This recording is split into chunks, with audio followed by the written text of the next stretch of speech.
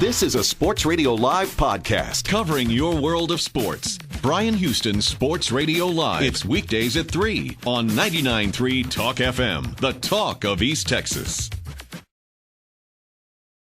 Okay, Philip, how you doing? I'm doing great, Bryan. How about you? I'm doing great. I'm sure you're just tired of this kind of stuff at this point. Oh man, no, not at all. You know, it's hard for me to keep it all straight. Totally understand. You know, it's no problem. Chuck, let me know when you're ready. All right, here we go. All right, on the APEC VIP hotline, cutting-edge training for the serious athlete, apecgo.com, the guy who made history over the weekend from Carthage, Texas, lives in Tyler now, Chicago White Sox pitcher and the author of A Perfect Game, Philip Humber. How you doing, Philip? I'm doing great, Bryan. How about you? Doing terrific. I got to ask you, first of all, how many interviews have you done since you got finished with this game on Saturday afternoon? I've lost count, to be honest with you. But it's been fun, man. You know, it's something that probably won't ever have to deal with this much attention again, a guy like me. But just thankful for what happened, and just trying to use the best, you know, trying to describe it as best as possible. You know, most of the time that's what people want to know. What was it like? And you know, I try, but unless you're actually there, it's hard to really put it into words. Have you even had a chance to process it and think about what it was like? I guess a little bit. You know, the first day, you know, most of my time was spent, you know, texting people back and calling people back and trying to include as many people as I could that had been a part of my life. You know, include them in that moment because you know, it's something that's special and you want to be able to share it. And so that's what I was doing the first day. Yesterday, I got a little bit more time to kind of sit back and think, man, I cannot believe this happened to me. And that's I use that phrase because. You know, it's not really something I did. You know, a perfect game is something more that happens. You know, and it's a team thing, and you know, the coolest part about it is there's so many people that were able to be a part of it, and just seeing the looks on my teammates' faces and hearing them talk about it. We went out to dinner last night, and everyone was kind of just sharing what they were thinking. You know, during the game, during that ninth inning, and. It was just so much fun, and that's the neatest thing about it. It's not just about me. It's, you know, it's something that we're all being able to enjoy and share in. Had you ever thrown a no-hitter or a perfect game in high school or college? I don't think I have, man. You know, people have asked me that, and I can't remember. I know I did in college, and you know, I don't think I did in high school.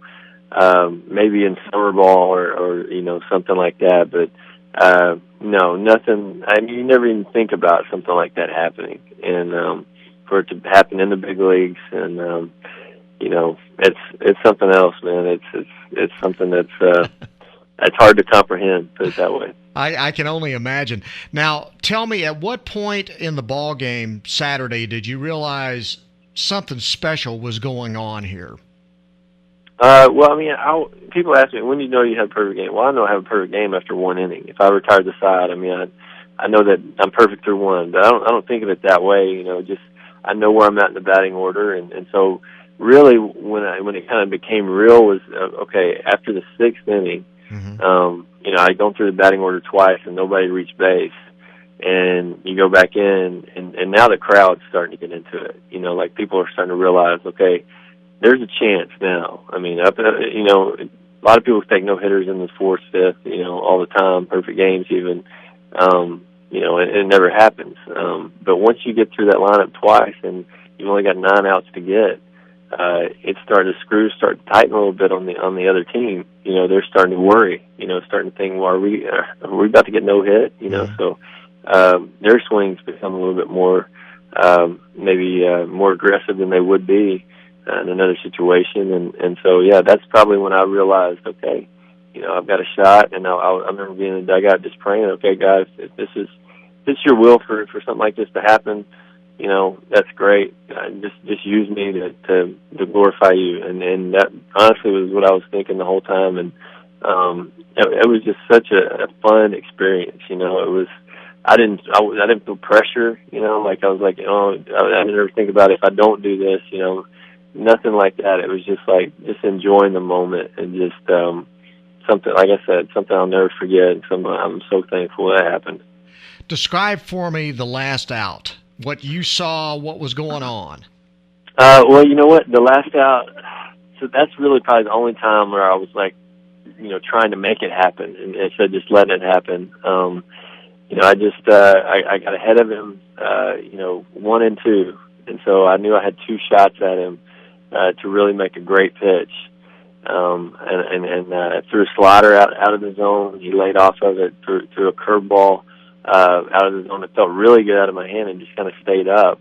And so now you're at 3 and 2, and you got a decision to make. Okay, am I going to lay one in there and make sure I don't walk him and give up a hit right here, or am I going to keep challenging him with my best stuff? And the 3-2 pitch, we threw a fastball, and really, kind of middle away, on the plate.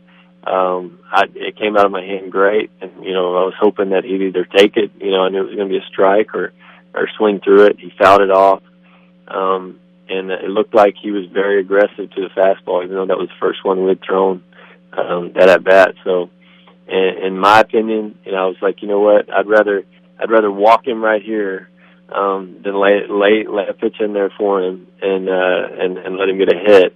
I'd rather take a chance on him chasing a slider right here, and that's what I did. Threw down, and that's what we went with. It was further out of the zone than I wanted it, but we got the result that we were looking for. In that situation, that the hitter does not want to go down looking, and so he swung at a pitch that he definitely didn't want to swing at, and you could see by his reaction that he didn't think he did swing at it. But it was an awesome moment. I don't know what to say about it. It was just a great feeling. Well, I know they didn't give you much of a chance to absorb it because you seemed like they had a headset on you almost immediately after the ball game. When did you get a chance to talk to your wife? I assume she's still here in East Texas? Actually, she's in Chicago. Oh, okay. We're expecting a baby boy any day now, and so she can't travel right now, and so my mom is actually with her right now, staying with her, and so that was the only downside to doing it on the road is, family and friends aren't there to see it. But, as soon as I went up in the clubhouse and stuff, we have our media guys take care of us, and he told me, he's like, go call who you need to call, and then we'll take care of the rest of this stuff later. So, I immediately called my wife. First off, I wanted to make sure that she didn't deliver, there in the 9th inning. And, just with all the stress and nerves and everything. And, I wanted to check on her. And she said she was doing fine. And she was just so happy for me. And same with my mom, who was right there with her. And then the only other one I made right away was my dad. I wanted to call him and just share it with him, and he's like, I'm running late for work. I had to stay here and watch the end of it, he was, all of them were in tears, just in tears of joy, and that's something that was awesome, because the week before my granddad had passed away, and it was different kind of tears, but it was a neat moment to be able to share with everybody. And when you think about, I talked to Bobby Strube just a little while ago, and where you were and wondering whether you were even going to have a career in baseball with the Tommy John surgery and kind of, not being able to stick with teams to get to a point like this. Have you kind of thought about how crazy this all is?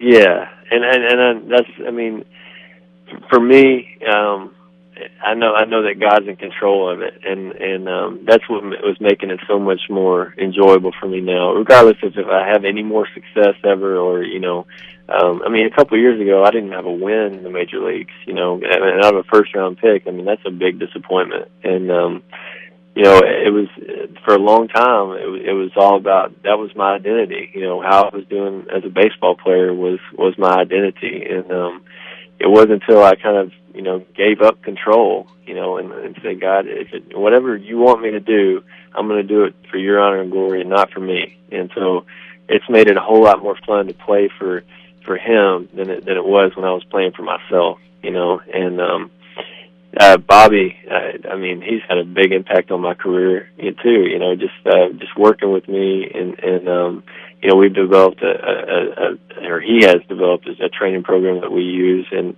I'm a firm believer that Bobby is he's a genius, in his field, and thankful that he's in East Texas, because someone like that could certainly be in a bigger city or working for a major sports franchise, and he's chosen to stay there in East Texas, and he's doing a great work with a lot of kids there. Okay, now you're on Letterman tonight? That's what they tell me. Yeah, I guess they were hard up for people to come on, because I don't know what a kid from Carthage, Texas is doing on that show, but yeah, I'm going to do my best. Hopefully, I won't embarrass anybody. I don't think you're going to embarrass anybody. I've seen that show before. Plenty of people have embarrassed themselves, so you got you got nothing to worry about there. And lastly, you mentioned it earlier, but the baby's just a couple of weeks away now.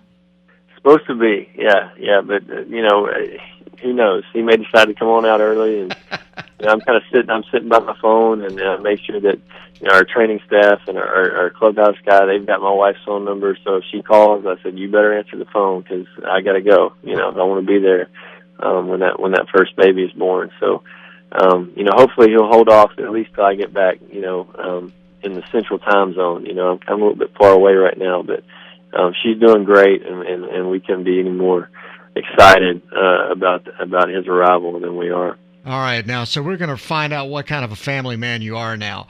If you had gone through 7 with a perfect game, and suddenly you get the phone call and your wife says you need to get on a plane now, what would you have done? I would have said, you better hold it, baby. I got some work to do, but I'll get there as soon as I can. I don't, knowing Kristen, she wouldn't even made that phone call.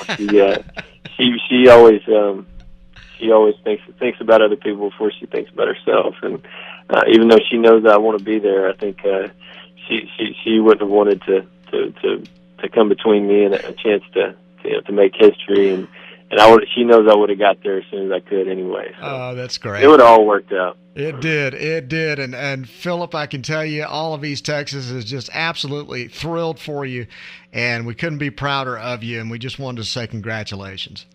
I appreciate that, Brian. Thanks so much. Hey, thank you very much, man, for doing this. I know it's crazy right now, but appreciate you squeezing us in, and best of luck to you. Keep it going, and good luck with the baby coming, and best wishes to you and your wife and the new son. Now, have you got a name for him?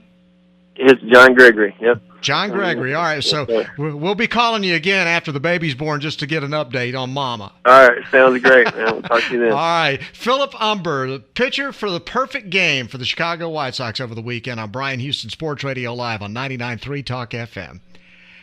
This is a Sports Radio Live podcast covering your world of sports. Bryan Houston Sports Radio Live. It's weekdays at 3 on 99.3 Talk FM, the talk of East Texas.